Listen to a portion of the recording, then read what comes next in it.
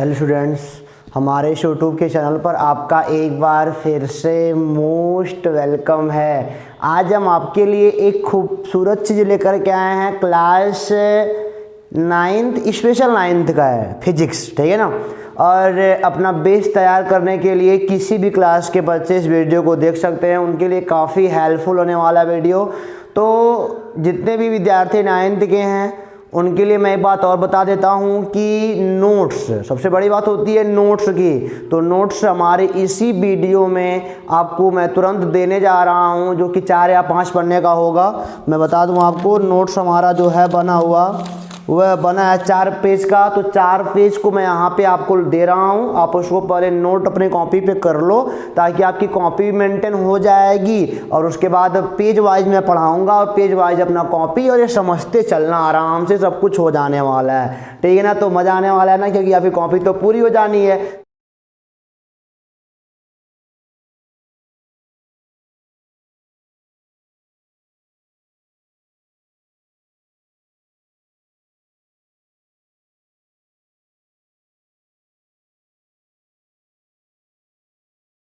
Copy पूरी करना सबसे बड़ी बात होती है। तो मतलब कि आप पहले पेज को देख के कॉपी को मेंटेन कर लो, और हमको बता दो कि हमारा आपको नोट्स कैसा लगा, आपके लिए कितना हेल्पफुल रहा। कमेंट बॉक्स में आप बता दो फटाक से। और चलिए यहाँ पे शुरू करते हैं आज का वीडियो। तो आज हम पढ़ने वाले हैं पहला चैप्टर 9th की फिजिक्स का, या फिर 11th की फिजिक्स का भी यही है, मेजरमेंट। पहली बात हमारी कहाँ शुरू होती है फिजिक्स में? मेजरमेंट से। क्लास 9th व 11th के लिए स्पेशल। मेजरमेंट मीन्स होता है मापन। मेजरमेंट मीन्स क्या होता है? मापन। अब मापन किसे कहते हैं? तो पहली परिभाषा अगर आपने नोट्स तैयार कर लिया है तो आप देखो किसे कहते हैं मापन। वस्तुओं की मात्रा की गणना करने की प्रक्रिया। वस्तुओं की मात्रा की गणना करने की प्रक्रिया ये मापन कहलाता है। चलो मान लेते हैं हमारे पास ऐसे मतलब कि मार्कर हैं, 5-6 मार्कर हैं। तो हम तो अब जानते हैं कि 1 2 3 4 5 6। तो मैंने बोला कितने मार्कर हैं, तो आपने एक प्रक्रिया अपनाई। कौन सी? आपने गिना 1 marker, 2 marker, 3 marker, 4 marker, 5 marker, 6 marker. तो आपने बताया हाँ सर 6 मार्कर हमारे पास है ना। वही किसी भी चीज़ को, मतलब कि आप जिसकी मात्रा की गणना कर रहे हो, जैसे मान लो आपको कपड़ा लेने जाना है दुकान पे, तो दुकान वाले से बोलोगे भैया हमको 4 मीटर कपड़ा दे दो। तो 4 मीटर कपड़ा, ये भी तो मात्रा की गणना हुई ना, कि दुकानदार फिर इंची टेप ले आएगा, मापन करेगा 1 मीटर, 2 मीटर, 3 मीटर, 4 मीटर। तो मेजरमेंट ही तो करेगा। वो जो प्रोसेस कर रहा है ना, वो मेजरमेंट कहलाता है। तो किसी वस्तु के मात्रा की गणना करने की प्रक्रिया को हम क्या बोलते हैं बच्चों? मेजरमेंट बोलते हैं। चलो ठीक है। अब सबसे बड़ी बात होती है यहाँ पे, अगली बात आती है भौतिक राशि। पहले अगली बात क्या आती है, यानी कि जो हमारा अगला परिभाषा है वो है भौतिक राशि का। भौतिक राशि को अंग्रेजी में बोलते हैं फिजिकल क्वांटिटीज। क्या बोलते हैं? फिजिकल क्वांटिटीज बोलते हैं, ठीक है ना। अब देखो जरा ये क्या होता है, इसकी परिभाषा तो तमाम बच्चे मतलब इसमें फंस जाया करते हैं, लेकिन मैं आपको बताता हूँ बेहद अजीब, मतलब कि बढ़िया सा तरीका कि व्हाट आर फिजिकल क्वांटिटीज। तो देखो, जिन राशियों की, मतलब कि जिन राशियों की माप की जा सकती है, यानी कि जिन राशियों को हम माप सकते हैं उन्हें हम क्या कहते हैं? भौतिक राशियाँ कहते हैं। मतलब कि जिन राशियों को हम माप सकते हैं उन्हें हम क्या बोलते हैं? भौतिक राशियाँ। एग्जाम्पल के थ्रू समझिए पहले कि मतलब कि आप लंबाई माप सकते हो। चलो ठीक है, अच्छा लंबाई अगर माप सकते हो किसी चीज़ की, तो अभी लंबाई क्या हो गई? भौतिक राशि हो गई। आप समय नाप सकते हो, समय नाप सकते हो, तो समय मतलब कि 1 घंटा 2 घंटा, हमको यहाँ से गोरखपुर जाने में 3 घंटे लगे, तो 3 घंटा आपने माप लिया ना। ये क्या मतलब समय है ना, समय को आपने नाप लिया, तो अभी क्या हो गई? भौतिक राशि हो गई। चलो बल हो गया ना, बल भी क्या है? भौतिक राशि है। बल क्या होता है? मैंने बोला कि मैंने इस वस्तु पे 5 न्यूटन का बल लगाया, तो आपने बल का मेजरमेंट कर लिया ना, तो मतलब कि ये अभी क्या हो जाएगी? भौतिक राशि। यानी कि जिन वस्तुओं को हम माप, यानी जिन राशियों को हम माप सकते हैं उन्हें हम क्या बोलते हैं? भौतिक राशियां कहते हैं। जैसे क्या हो गया? लंबाई हो गया, द्रव्यमान हो गया। द्रव्यमान मान लो 5 किलो। समझिए पहले आप चीनी मान लो लाने जाना है, चीनी लाने गए हो ना, तो चीनी अगर लाने गए हो तो आप जानते हो दुकानदार से बोले भैया 5 किलो चीनी दे दो हमको। तो 5 किलो क्या है? 5 किलो एक द्रव्यमान होता है। तो मतलब कि यानी कि उसको भी नाप सकते हो ना, तो द्रव्यमान भी क्या हो जाएगी? भौतिक राशि हो जाएगी। एक बात समझिएगा, अभी मैं आपको डीपली समझा रहा हूँ, पहले आप इसको नॉर्मली देखते चलो। और अगला है अभौतिक राशि। अगला क्या है? अभौतिक राशि, अभौतिक राशि। आप वीडियो में बने रहो, अंत तक सारे आपके कन्फ्यूजन में दूर कर दूंगा। यानी कि ये अभौतिक राशियाँ क्या होती हैं? अब ये क्या होती हैं बच्चों? अभौतिक राशियाँ, तो वे राशियाँ जिनको हम माप नहीं सकते हैं, वे राशियाँ जिनका मेजरमेंट हम नहीं कर सकते, मतलब कि उसे हम क्या बोलते हैं? अभौतिक राशियाँ बोलते हैं। जैसे मान लो कोई कहता है दुख को नापो, कितना दुख है, कितना दुख है? 5 किलो दुख है, 5 ग्राम दुख है, 5 मीटर दुख है, 1 तगाड़ा दुख है, ये नहीं माप सकते ना। तो मतलब कि दुख नहीं माप सकते हो तो दुख क्या है? यहाँ पे दुख हो गया अभौतिक राशि। सुख क्या हो गया? सुख भी क्या है? अभौतिक राशि है। प्रेम हो गया, प्रेम भी कितना है? अभौतिक राशि है। हमारी मम्मी ने हमको 1 तगाड़ा प्रेम किया, अब 1 तगाड़ा 5 किलो प्रेम किया। 5 किलो क्या होता है यार? ये सब कुछ नहीं होता ना, मतलब तो भावनाएं है ना, तो भावनाओं को अभौतिक राशियां कहा जाता है, उनको नापना मुश्किल है, असंभव भी है।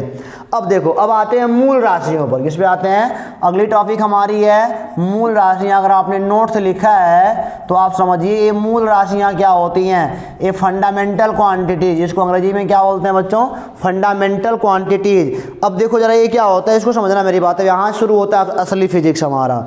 जो भौतिक राशियां अन्य राशियों से स्वतंत्र होती हैं, जो भौतिक राशियां अन्य राशियों से क्या होती हैं? स्वतंत्र होती हैं, अर्थात अन्य राशियों पर निर्भर नहीं करती। वे भौतिक राशियां, जैसे मान लो एक परिवार है, परिवार में मान लो 4 लोग हैं, एक परिवार है तो परिवार मान लो ये पापा हो गए, पापा, और ये मान लो हमारे मम्मी हो गई, मम्मी, ये छोटे मोटे 2 इनके बच्चे हो गए, चिल्ड्रन हो गए, ठीक है ना। तो घर का मुखिया तो कौन बनेगा? पापा। घर का मुखिया कौन बनेगा? पापा बनेगा। तो मतलब कि हर घर में एक मुखिया होता है। उसी प्रकार मतलब कि भौतिक विज्ञान की राशियों में भी मुखिया, कुछ मुखिया लोग हैं। भौतिक विज्ञान के राशियों में कुछ मुखिया लोग हैं, उन्हीं को हम क्या बोलते हैं? मूल राशियां। इन्हीं मुखिया लोगों से ही तो हम लोग बने हैं, यही मुखिया लोग ही तो हम, इन्हीं से तो हम आए यहाँ पे हैं। तो हमारे कहने का मतलब क्या है कि जो हमारे मूल राशियां हैं ना, उन्हीं से बहुत सारी राशियां बनी हैं। तो आप ये समझिए पहले कि भौतिक विज्ञान में कुल 7 मूल राशियां हैं। कितनी मूल राशियां हैं? 7 मूल राशियां हैं। 7 मैं बता दूं अगर आपको, तो एक होता है लंबाई, और एक क्या होता है? द्रव्यमान, और एक क्या होता है? समय, और एक क्या होता है? विद्युत धारा। ये क्या होता है? विद्युत धारा। और अगला होता है हमारा ज्योति तीव्रता। क्या होता है? ज्योति तीव्रता। और अगला हमारा होता है बच्चों पदार्थ की मात्रा। अगला क्या है? पदार्थ की मात्रा। एक कितना हो गया? 1 2 3 4 5, और हमारा हो गया 6, और हो गया 8 होता है ताप, होता है 7। यानी कि 7 मूल राशियां हैं। इन्हीं 7 से सब कुछ बना है। जितनी भी राशियां हैं, बल हो गया, शक्ति हो गया, कार्य हो गया, सब इन्हीं से बने हैं। लंबाई, द्रव्यमान, समय, विद्युत धारा, ज्योति तीव्रता, पदार्थ की मात्रा और ताप। इन्हीं 7 से, यही 7 कह सकते हो कि पूरे भौतिक राशियों के पिता हैं। ये 7 क्या है? पूरे भौतिक राशियों के पिता हैं यही सब 7, ठीक है ना। तो ये हो गया हमारा मूल राशियां। ये सब किसी से बनते नहीं हैं, ये शुरुआत में बना दिए गए हैं। हमारी बात समझिएगा, ये शुरुआत में बना दिए गए हैं। यही शुरू में हमारे पास आए थे और इन्हीं के सहारे हमने बहुत सारे अन्य राशियों को बना लिया, ठीक है ना।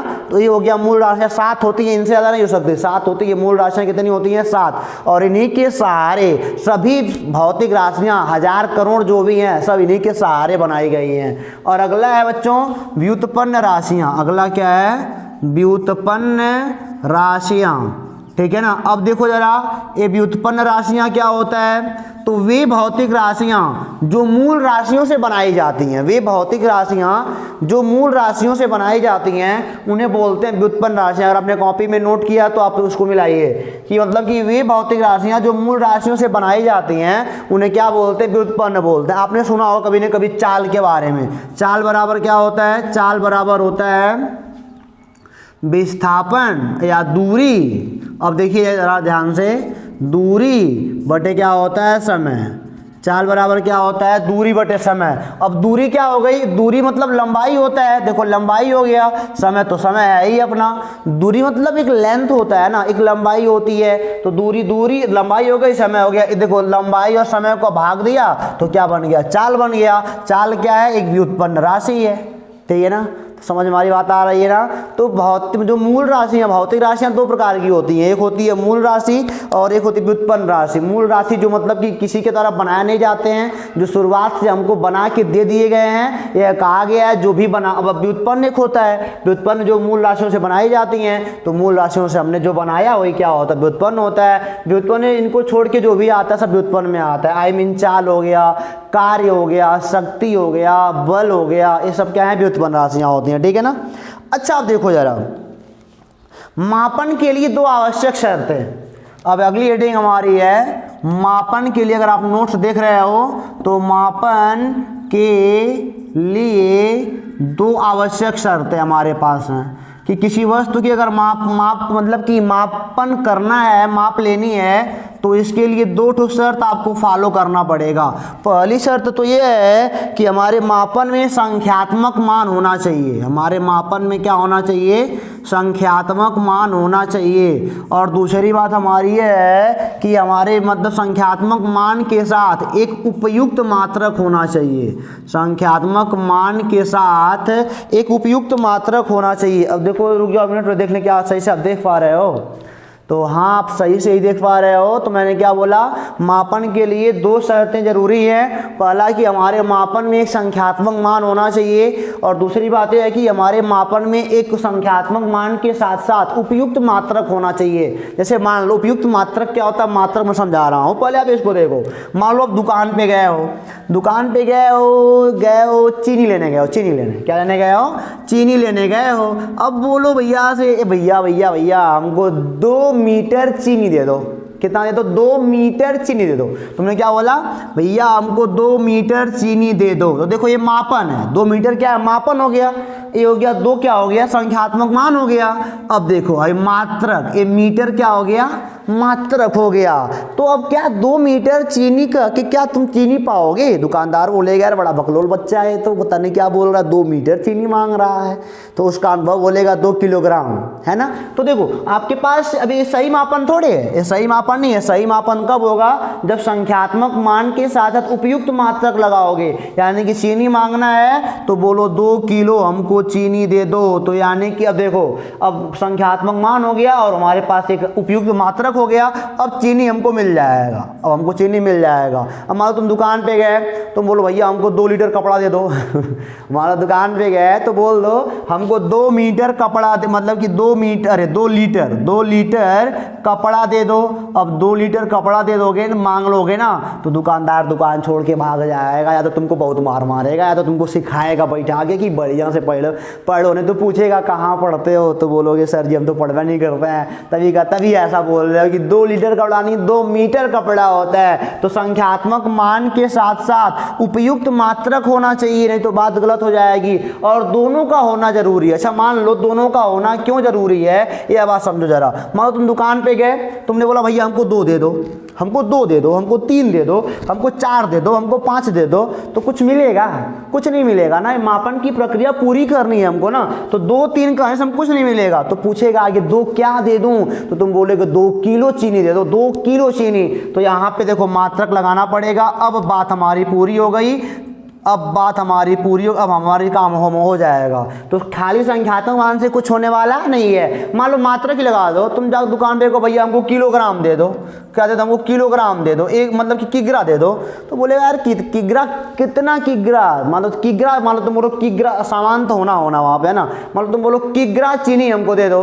अब किग्रा चीनी यार बात बनेगी नहीं, है ना। तो पूछे कितना, 1 2 3 4 कुछ है। तो देखो किग्रा भर कहने से, केवल मात्रक लगाने से काम थोड़ी बना। यहाँ पे संख्यात्मक मान का होना जरूरी है। तो संख्यात्मक मान के साथ साथ मात्रक का होना जरूरी है। दोनों अगर मात्रक अगर उपयुक्त रहेगा तो हमारी मापन की प्रक्रिया पूरी हो जाएगी। तो हम उम्मीद करते हैं कि आपको हमारी बात समझ में आ रही होगी। तो जो इनके साथ लगा है ना, किग्रा, मीटर, 2 मीटर, मतलब कि कपड़ा अगर मांग रहे हो तो 2 मीटर, तो जो इनके साथ लगा है ना, इसी को हम बोलते हैं मात्रक। इसी को हम लोग क्या बोलते हैं बच्चों, मात्रक बोलते हैं। तो हम बनाते हैं अगली परिभाषा मात्रक की, इनको मिटाया जाता है। अगली परिभाषा हम लोग किसकी बनाने जा रहे हैं, मात्रक की। मात्रक को बेटा अंग्रेजी में बोलते हैं यूनिट। मात्रक को अंग्रेजी में क्या बोलते हैं, यूनिट बोलते हैं। तो समझिए मात्रक क्या होता है, यूनिट क्या होता है? तो किसी राशि को मापने के लिए, अब देखिए मात्रक क्या होता है, किसी राशि को मापने के लिए, किसी राशि को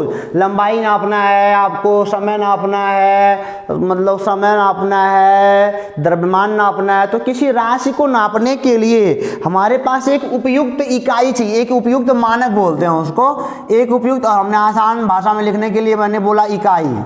हमारे मतलब किसी भी राशि को नापने के लिए एक उपयुक्त मानक का होना जरूरी है। उसी मानक को हम लोग क्या बोलते हैं? इसी मानक को हम लोग बोलते हैं मात्रक। जैसा कि आपने पीछे भी देखा ना, अगर मानक गड़बड़ हो गया सामान मिलेगा नहीं हमको दुकान पे, है ना, और हमको डांट सुनना पड़ेगा और हमारी बेइज्जती होने वाली है। तो हमने क्या बोला कि किसी राशि को मापने के लिए एक उपयुक्त मानक का होना जरूरी है। उसी मानक को हम लोग क्या बोलते हैं? मात्रक बोलते हैं। और मात्रक भी होते हैं दो प्रकार के, एक होता है मूल मात्रक, एक क्या होता है? मूल मात्रक होता है, और एक होता है व्युत्पन्न मात्रक। मूल मात्रक होता है और क्या होता है? व्युत्पन्न मात्रक होता है। समझिएगा हमारी बात को। हमने क्या बोला? जो मात्रक होते हैं दो होते हैं, एक होता है मूल मात्रक और एक क्या होता है? व्युत्पन्न मात्रक। मूल मात्रक क्या होते हैं? मूल राशियों के मात्रक को मूल मात्रक कहा जाता है। समझिएगा हमारी बात को।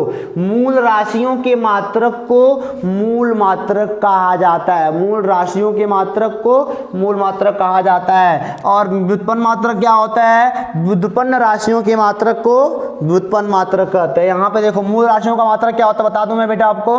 लंबाई का मात्रक होता है मीटर, ठीक है ना। द्रव्यमान का होता है किलोग्राम। समय का होता है सेकेंड, समय का क्या होता है? सेकेंड। ताप का होता है केल्विन, ठीक है ना।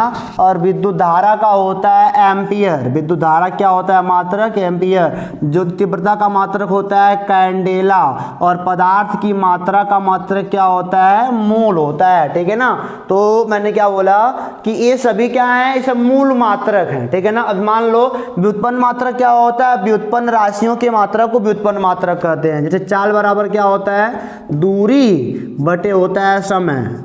अब देखो, अब व्युत्पन्न राशि है ना, अब इसका मात्रक बनाओ। अब बनेगा दूरी का मात्रक हो जाएगा मीटर, क्या दूरी लंबाई होती है, और समय का बन जाएगा सेकंड। यानी कि मीटर प्रति सेकंड क्या है? मीटर पर सेकंड चाल का मात्रक हो गया, और चाल का मात्रक मीटर पर सेकंड है, तो व्युत्पन्न मात्रक है, क्योंकि बेटा व्युत्पन्न राशि से बनाई गई है। तो ये भी समझ गए। अब देखो हमने आपको बताया है मात्रकों की विभिन्न पद्धतियाँ। अगली हेडिंग हमारी क्या है? मात्रकों की विभिन्न पद्धतियाँ। मात्रकों की विभिन्न पद्धतियाँ, ये क्या होता है जी? अब इसको समझो आप। मात्रकों की विभिन्न पद्धतियाँ मतलब कि अलग अलग समय के अनुसार, ब्रिटिश वाले में कुछ और था, आगे कुछ और लोग आए, यूनानी है, उनके लिए कुछ और था। समय के साथ मतलब कि मात्रकों की पद्धतियाँ बदलती रही, लेकिन आज एक फिक्स मात्रक हम लोग पढ़ते हैं। खैर पहले हम देखते हैं कितनी पद्धतियाँ हमारे पास है। नॉर्मली हमारे पास 3 पद्धतियाँ हैं। एक होता है, पहली बात तो होता है, पहला हमारा होता है FPS, foot pound second. Foot pound second पद्धति। अगर आप अपने नोट्स में लिखे हो तो आपको मतलब कि कोई दिक्कत नहीं हो रही होगी। इसे शायद ने बोलते हैं FPS सिस्टम। FPS सिस्टम ये क्या होता है बच्चों? अब देखो, अब फुट आपने नाम सुना होगा, है ना। आपने फुट के बारे में बिल्कुल सुना होगा। तो फुट मान लो कोई आपके घर पे बोलता है 5 फुट, 6 फुट या 6 फीट बोलते हैं। एक बात और जानिए, फुट का जो बहुवचन होता है ना, वो होता है फीट। फुट का बहुवचन क्या होता है? फीट होता है। तो फुट और फीट में आप अंतर मत करिएगा, फुट नहीं कुछ दूसरा नहीं होता है। फुट और फीट एक ही बात है, बशर्ते सिंगुलर नंबर है प्लूरल नंबर है, ठीक है ना। एक वचन है बहुवचन होता है। अब सुनिए जरा, ऐसा मतलब कि मापन की ऐसी पद्धति, ये बोलिए पहले, फुट पाउंड सेकेंड पद्धति क्या होती है? मापन की ऐसी पद्धति जिसमें लंबाई को फुट में, जिसमें लंबाई को फुट में और द्रव्यमान को पाउंड में, द्रव्यमान को पाउंड में और समय को सेकंड में मापा जाता है। हमने क्या बोला? मापन की ऐसी पद्धति जिसमें फुट को मतलब लंबाई को फुट में, द्रव्यमान को पाउंड में, समय को सेकंड में मापा जाता है, उसे मापन की FPS पद्धति कहते हैं। उसे मापन की फुट पाउंड सेकंड पद्धति कहते हैं। और एक बात और जानिए, इसी को हम बोलते हैं ब्रिटिश पद्धति। इसी को हम क्या बोलते हैं? ब्रिटिश पद्धति। यानी कि अंग्रेजों के ज़माने में यही पद्धति हमारे पास थी, इसीलिए इसको हम लोग क्या बोलते हैं? ब्रिटिश पद्धति बोलते हैं, ठीक है ना। अब देखो जरा, इसका दूसरा है सीजीएस पद्धति, यानी कि सेंटीमीटर ग्राम सेकेंड पद्धति, सेंटीमीटर ग्राम और सेकेंड पद्धति, यानी कि इसी को हम लोग बोलते हैं सीजीएस, सीजीएस, इसका शॉर्ट नेम क्या है, सीजीएस सिस्टम।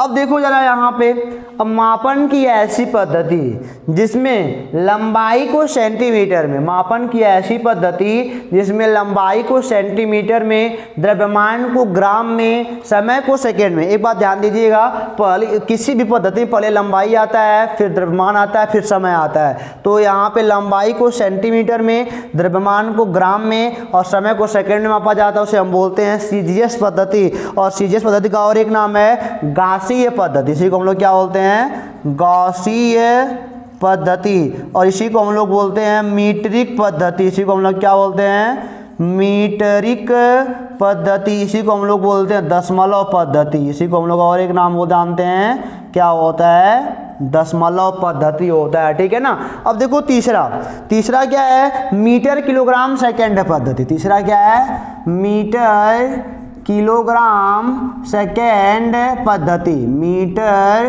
Kilogram second. अच्छा, यहाँ पे इसका नाम शॉर्ट क्या हो जाएगा, एम से मीटर, के से किलोग्राम और एस से सेकेंड। अब यहाँ भी पहले क्या आएगा, सबकी तरह यहाँ भी पहले लंबाई आएगा। ऐसी मापन की ऐसी पद्धति जिसमें लंबाई को मीटर में, द्रव्यमान को किलोग्राम में, समय को सेकेंड में मापा जाता है, उसे हम क्या बोलते हैं, मापन की एमकेएस पद्धति कहते हैं। मापन की ऐसी पद्धति जिसमें लंबाई को मीटर में और द्रव्यमान को किलोग्राम में, समय को सेकेंड में मापा जाता है, उसे हम मापन की एमकेएस पद्धति कहते हैं। और अगली पद्धति और चौथी पद्धति है एसआई पद्धति, इंटरनेशनल सिस्टम। आप इस बात को लिख लेना, इंटरनेशनल, INTERNATIONAL, इंटरनेशनल सिस्टम। अब देखो जरा यहाँ पे, इंटरनेशनल सिस्टम क्या कहता है। अब यही हमारा आज से इसी को पढ़ना है, मापन का मतलब कि यही पद्धति, यानी कि एसआई सिस्टम ही हमको आज से क्या करना है, पढ़ना है। अब इसको आपको जानना जरूरी है। यहाँ भी क्या होते हैं, इस एसआई पद्धति में 7 मूल मात्रक होते हैं। जो 7 पीछे मैंने मूल मात्रक बताया है ना, वो एसआई पद्धति के हैं। इस एसआई पद्धति में बेटा 7 मूल मात्रक हैं। अब बेटा आप ये समझ सकते हो, अगर 7 मूल मात्रक हैं तो 7 क्या होंगी, 7 मूल राशियां भी होंगी। अगर 7 मूल मात्रक हैं तो 7 मूल राशियां भी होंगी। और 2 यहाँ पे 2 संपूरक मात्रक हैं। इसमें क्या होते हैं, 2 संपूरक मात्रक होते हैं। मैंने क्या बोला, हमारे पास एसआई पद्धति में 7 मूल मात्रक होते हैं, तो 7 मूल, हाँ 7 मूल राशियां हो जाएंगी। 7 संपूरक मात्रक होते हैं, 2 संपूरक मात्रक होते हैं, तो 2 संपूरक राशियां भी हो जाएंगी। टोटल 9 लोग होते हैं यहाँ पे, ठीक है ना।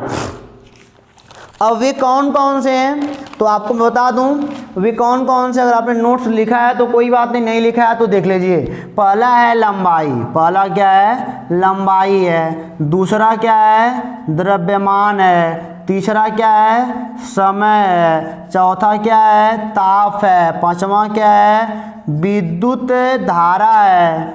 और छठा क्या है हमारा, छठा का ज्योति तीव्रता है। छठा क्या है, ज्योति तीव्रता है। और सातवां हमारा क्या है, पदार्थ की मात्रा है। सातवां क्या है, पदार्थ की मात्रा। ये जो 7 है ना, ये होते हैं 7 मूल मात्रक। और 2 संपूरक होते हैं, एक होता है कोण और एक होता है घन कोण, ठीक है ना। 2 संपूरक मतलब की राशियां भी हैं। ये देखो 7 मूल राशियां, एसआई सिस्टम में हम लोग यही 7 मूल राशियां यूज करते हैं। 1 2 3 4 5 6 7 और 2 संपूरक राशियां हमारे पास हैं। इसका मात्रक होता है, लंबाई का मात्रक होता है मीटर, और द्रव्यमान का मात्रक क्या होता है, किलोग्राम। अब यही हम लोग पढ़ते हैं। और समय का मात्रक क्या होता है, सेकेंड होता है। और ताप का मात्रक क्या होता है, ताप का होता है एसआई मात्रक केल्विन।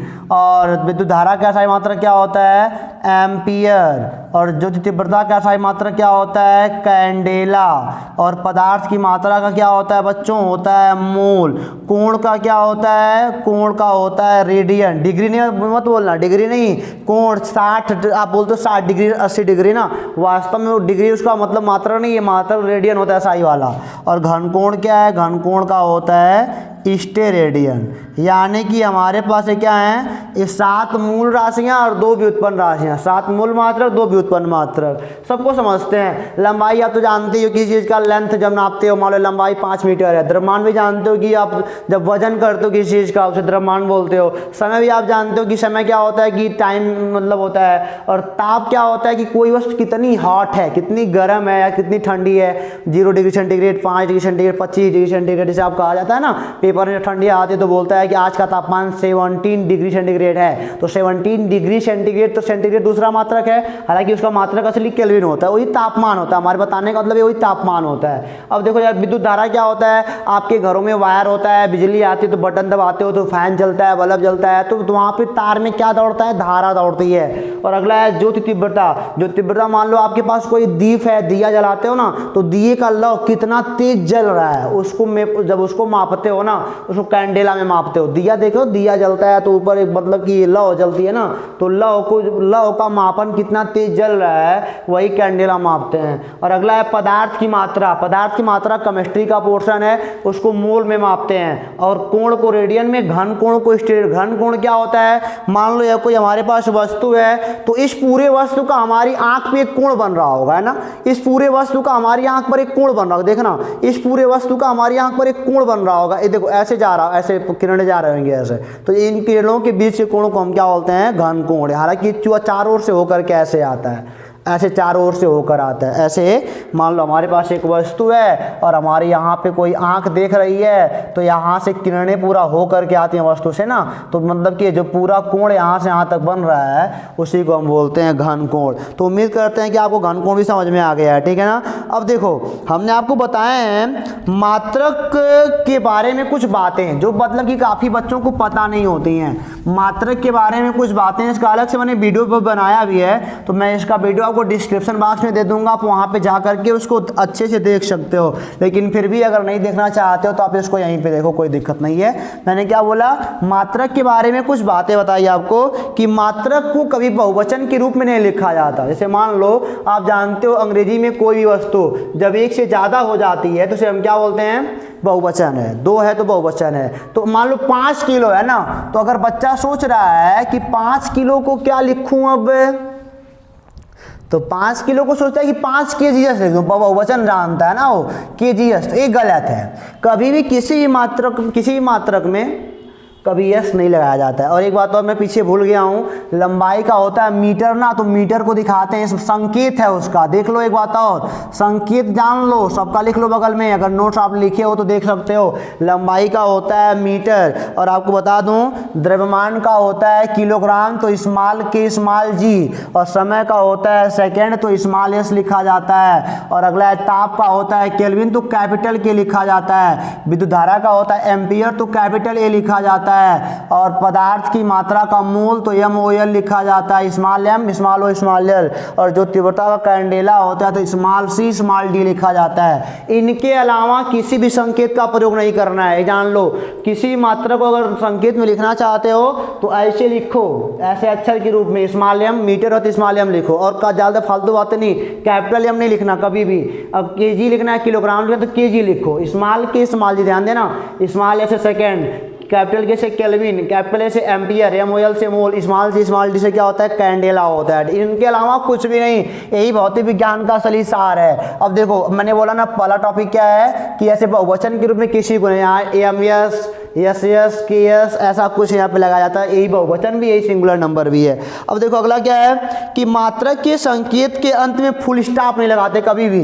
एक बात ध्यान देना, ये नहीं कि आपने लिखा 5 मीटर तो यहाँ पे बंदी लगा दिया तो पूरा मानते हो, है ना, यही बात गलत है। कभी भी मात्रकों के अंत में 5 मीटर ऊटर नहीं लिखा जाता, मतलब कि स्टॉप नहीं लगाया जाता है, ठीक है ना। ऐसे खाली यहाँ पे देखो मैंने कहीं बिंदु नहीं लगाया कोई भी, ठीक है ना। और अगला क्या है कि मात्रक को लिखने के लिए पूरा नाम व संकेत को मिलाकर नहीं लिखा जाता है। जैसे मान लो आपको लिखना है 5 मीटर पर सेकेंड, तो अब यहाँ पे आपने ऐसे लिख दिया 5 मीटर, ये मीटर पूरा नाम हो गया, और सेकेंड आपने मान लो ऐसे स्मॉल एस लिख दिया। तो मात्रकों को कभी भी पूरा नाम और संकेत को मिलाकर नहीं लिखा जाता है, ये गलत है। या तो लिखो ऐसे 5 मीटर प्रति सेकंड लिखो, ये भी सही है, या तो पूरा दोनों नाम लिखो, या तो ऐसे लिखो 5 मीटर पर, या तो दोनों संकेत लिखो, या तो दोनों पूरा नाम लिखो, या तो दोनों क्या लिखो, संकेत लिखो, ठीक है ना। अगला क्या है, मात्रक के संकेत का प्रथम अक्षर छोटा लिखा जाता है। इन दोनों को छोड़ करके कहीं भी यहाँ पे कैपिटल एम मत लिखना, कैपिटल के मत लिखना, कैपिटल एस मत लिखना, कैपिटल एम मत लिखना, कैपिटल सी मत लिखना, ये हमेशा यही चलेगा, सब स्मॉल ही चलेगा। अगला क्या है, मात्रक के संकेत को बड़े अक्षरों से तभी लिखा जाता है जब मात्रक किसी वैज्ञानिक नाम से संबंधित हो। जैसे आपने सुना है बल का मात्रक क्या होता है, न्यूटन। बल का मात्रक क्या होता है बच्चों, न्यूटन होता है। तो न्यूटन एक वैज्ञानिक के नाम पे बनाया गया, न्यूटन वैज्ञानिक का नाम था सर आइजैक न्यूटन। तो यहाँ पे कैपिटल लगाओ, ठीक है ना। तो जितने वैज्ञानिक नाम है वहाँ पे क्या, वहाँ पे मतलब कैपिटल ही लगाओगे मात्रक में लिखने के लिए। यहाँ पे थोड़ी होगा सब किसी वैज्ञानिक के नाम थोड़े हैं, तो हमारा शुरुआत में बनाया गया है। अब देखो अगला और अंतिम कि यदि मात्रक वैज्ञानिक के नाम से संबंधित है, न्यूटन वैज्ञानिक के नाम से है ना, तो उसे पूरा लिखने में नाम का प्रथम अक्षर अंग्रेजी का छोटा अक्षर लिखा जाता है। अब देखो, अब मतलब कि पहली बात मान लो कोई ऐसे लिखता है 5 न्यूटन, NEWTON, तो एक कैपिटल एन लिख दिया ना, एक गलत हो गया। अब इसको ऐसे लिखेंगे 5 NEWTON, यानी कि पहला अक्षर भी छोटा रहेगा और सारे भी अक्षर छोटे रहेंगे, सारे अक्षर क्या रहेंगे, छोटे रहेंगे। ये ऐसा ही है, पहला कैपिटल कहीं मत लिखना। जब मात्रक के बारे में खास करके बात हो रही है ना, तो मात्रक के बारे में बता रहे हैं। तो अगर किसी मात्रक का नाम वैज्ञानिक के नाम पे है, जैसे मान लो शक्ति का मात्रक वाट होता है, तो हाँ अगर आप इसमें एक सिंगल लेटर लिख रहे हो, सिंगल लेटर, तो खाली W लिखो, लेकिन पूरा नाम लिख रहे हो तो कैपिटल W, ये गलत हो जाएगा। पूरा नाम स्मॉल W स्मॉल टी ऐसा ही हो जाएगा, ठीक है ना। तो उम्मीद करते हैं कि ऐसा आपको समझ में आ गया होगा अच्छे तरीके से। राशियाँ क्या होती हैं, मात्रक क्या होता है, मापन क्या होता है, मापन की प्रक्रिया के लिए कितनी शर्तें होती हैं, आप मात्रकों का यूज़ समझ गए हो कि मतलब कि, और मापन के लिए 2 चीज़ का होना जरूरी है, तो सामान मिल भी नहीं करेगा हमको, है ना। ये सारी बातें आपको मतलब कि जानना ज़रूरी है। तो अब उम्मीद करते हैं कि यह वीडियो आपको बेहद पसंद आया होगा, और यहाँ तक आपने नोट्स उतार लिया, और एक पेज का आपने और नोट्स उतारा है, लंबाई या दूरी के कुछ व्यवहारिक मात्रक। लंबाई या दूरी के कुछ व्यवहारिक मात्रक जो हम रोज़ यूज करते हैं, तो 1 मीटर बराबर 100 सेंटीमीटर होता है। ये सब आपने मतलब कि नोट कर लिया ना। मैं कुछ इंपॉर्टेंट बातें लिखता हूँ यहाँ पे। 1 नैनोमीटर, मैंने क्या लिखा है, 1 नैनोमीटर बराबर 10⁻⁻⁹ मीटर, है ना। 1 माइक्रोमीटर बराबर, ये मतलब कि ये बातें जान लो आप, 1 माइक्रोमीटर बराबर 10⁻⁻⁶ मीटर। और ऐसे आपने कई सारी बातें यहाँ पे लिखी हैं, ठीक है ना। अब इसको समझो पहले होता क्या है। 1 माइक्रोमीटर तो हमने कह दिया 10⁻⁻⁶ मीटर होता है। अब मान लो कोई पूछता है आपसे क्वेश्चन कि बता दो 1 माइक्रोमीटर का अर्थ क्या होता है। कोई पूछता है मान लो 1 माइक्रोमीटर का अर्थ क्या होता है, ये बताओ पहले आप। तो इसका आंसर क्या दोगे आप। अब देखो 1 माइक्रोमीटर हम बोलेंगे, चूंकि अब माइक्रोमीटर का सिंबल होता है ए माइक्रो और ये होता है स्मॉल एम, इसे बोलते हैं म्यू। ये क्या है, म्यू है। अगर यू लिख रहे हो, यू लिखने आता है ना, इधर भी लगा दो, म्यू बन जाएगा। तो 1 माइक्रोमीटर बराबर 10⁻⁻⁶ मीटर। और आपको बिल्कुल भी अगर मतलब कि घात वोत का ज्ञान है, तो अगर मैं इसको नीचे लाऊं, वास्तव में ऐसे लिखा है ना 10⁻⁻⁶/1, मैं अंश को ऊपर कर दूं, हर को नीचे कर दूं, तो हो जाएगा 1/10⁻⁶ मीटर। इसको ऐसे लिख सकते हो, 1 के आगे 6 सुनना, 1 2 3 4 5 6, और यहाँ पे क्या हो गया, मीटर। अब सुनिए हमारी बात को। अब 1 माइक्रोमीटर का अर्थ क्या होता है। अगर मान लो, इसका मतलब यही है, अगर हमारे पास 1 मीटर, अच्छा मान लो हमने बोला कि 3/4 सेब, 3/4 सेब का मतलब क्या होता है। तो 1 सेब हमारे पास था, उसका हमने 4 भाग किया, तो 1 मतलब 3 भाग हमने ले लिया, तो यही होता है 3/4। है ना। तो अब 1/, इतना का मीटर का मतलब क्या होता है, हमारे पास 1 मीटर रस्सी है, 1 मीटर रस्सी है, 1 मीटर रस्सी है। अब यहाँ पे 4 भाग, यहाँ पे हमने उसका इतना भाग किया, इकाई, दहाई, सैकड़ा, हज़ार, 10,000, लाख, 10 लाख, हमने 10 लाख भाग किया। 1 मीटर रस्सी का हमने कितना भाग किया, 10 लाख भाग। यार बहुत छोटा छोटा आएगा, है ना। मैंने क्या बोला, 1 मीटर रस्सी का 10 लाख भाग करोगे ना तो बहुत छोटा छोटा आएगा, और उसी में से 1 भाग अगर ले लोगे तो वही क्या होगा, 1 मीटर। यानी कि 1 मीटर का 10 लाखवां भाग, 1 मीटर का 10 लाखवां भाग, ऐसे बोलेंगे 1 मीटर का 10 लाखवां भाग, 1 मीटर का 10 लाखवां भाग क्या कहलाता है, 1 माइक्रोमीटर कहलाता है। उसी प्रकार आप इसका अर्थ हमको बताओ कमेंट बॉक्स में, इसका मतलब क्या होगा, ठीक है ना। तो ये होते हैं मतलब कि सब छोटे छोटे मात्रक हैं लंबाई के, ये बहुत छोटे छोटे मात्रक नहीं है। देखो 1 माइक्रोमीटर माने इतना 10 लाख में से 1 भाग, 1 मीटर का 10 लाख भाग करो 1 भाग पाओगे। आप हमको इसका अर्थ हमको बता दो कमेंट बॉक्स में क्या होगा। और आपने बड़े बड़े मात्रा भी लिखे हैं जो आपके लिए जाना जरूरी है।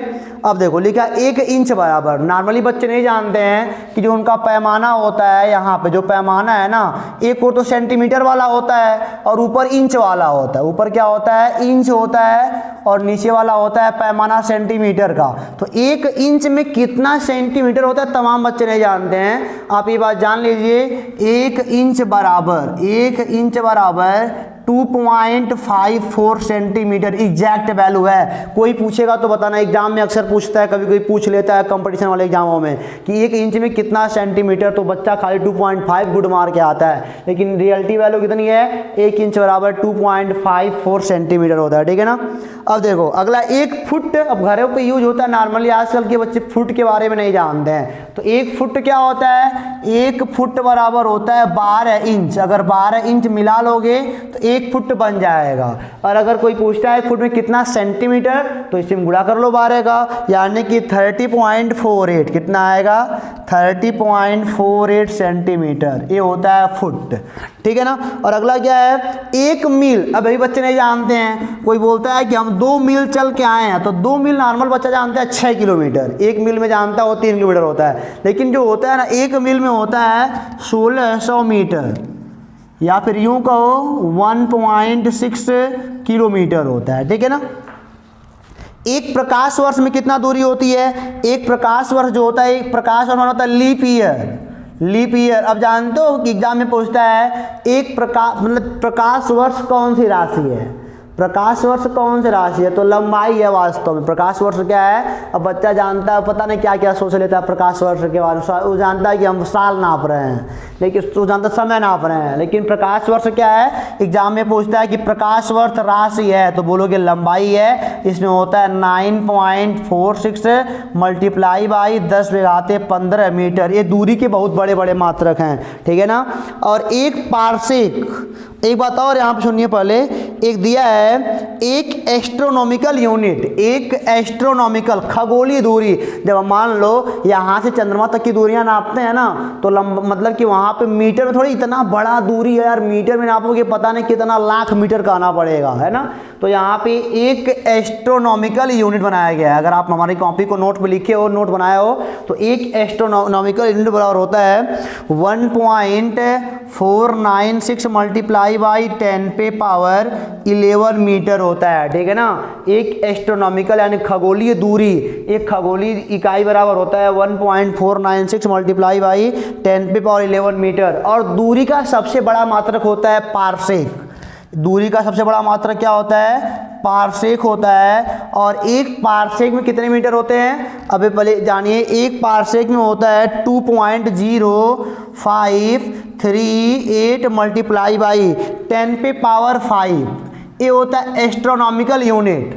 एक पार्सेक बराबर इतना क्या होता है, एस्ट्रोनॉमिकल यूनिट। और अगर चूंकि अब एक एस्ट्रोनॉमिकल यूनिट बराबर इतना मीटर होता है, तो इतने में इतना गुणा कर दोगे तो एक पार्सेक में कितने मीटर होते हैं अभी आपका निकल जाएगा। तो अभी जवाब आपको हमारे कमेंट बॉक्स में बताना पड़ेगा कि एक पार्सेक बराबर कितना मीटर होता है, ठीक है ना। ये हमको एक पार्सेक में इतना एस्ट्रोनॉमिकल यूनिट पता है, बट इतने का मल्टीप्लाई कर दोगे तो मीटर में निकल जाएगा। तो इसको हमको बताना है आपको हमारे कमेंट बॉक्स में। अब देखो इसी में लिखा 1 पिकोमीटर बराबर 10 पे घात माइनस का 12 मीटर होता है। ये लंबाई के छोटे मात्रक है और ये सब लंबाई के बड़े बड़े मात्रक थे। और 1 मिलीमीटर आप तो जानते ही होगे 10 पे घात माइनस 3 मीटर। और एक एक्सरे बराबर क्या होता है 10 पे घात माइनस 13 मीटर। एक एक्सरे बराबर क्या होता है 10 पे घात माइनस 13 मीटर होता है। तो ये सब बातें आपको समझ में आई होंगी। तो आज का वीडियो हम लोग करेंगे यहीं पे क्लोज। और एक बात बता दूँ आपको, पहले अब यूनिट कन्वर्जन कि ये सब सीखना है ना कि 1 माइक्रोमीटर में इतना मीटर, कोई पूछ ले मान लो 1 माइक्रोमीटर में कितना नैनोमीटर होता है। तो यूनिट कन्वर्जन अगर आपको सीखना है तो हमारा आपको एक मैं वीडियो बनाया हूँ इस पर, और अब इस वीडियो का मैं आपको लिंक आपको दूंगा डिस्क्रिप्शन बॉक्स में, वहाँ से टच करके आप सीख सकते हो यूनिट कन्वर्जन। वहाँ पे आपको किलो, हेक्टो, डेका, मीटर सब कुछ मिलेंगे और वहाँ पे आपको बेहतरीन ढंग से यूनिट कन्वर्जन को सिखाया गया है। तो उम्मीद करते हैं ये वीडियो आपको भरपूर समझ में आया होगा। और अगर समझ में आया तो कमेंट बॉक्स में बता दो, वीडियो को लाइक भी कर दो, शेयर भी कर दो, ताकि मतलब ये सभी बच्चे जितने भी हैं हिंदी मीडियम के स्टूडेंट, उनके लिए बेहद एक सीरीज बढ़िया चल रही है, उनको समझ में आ जाए ताकि अपने आप को बेहतर फील करें। तो उम्मीद करते हैं कि आप यह काम करोगे। तो फिर मिलेंगे बेटा आपसे अगले वीडियो में, तब तक के लिए आप पढ़ते रहो, हंसते रहो। All the best.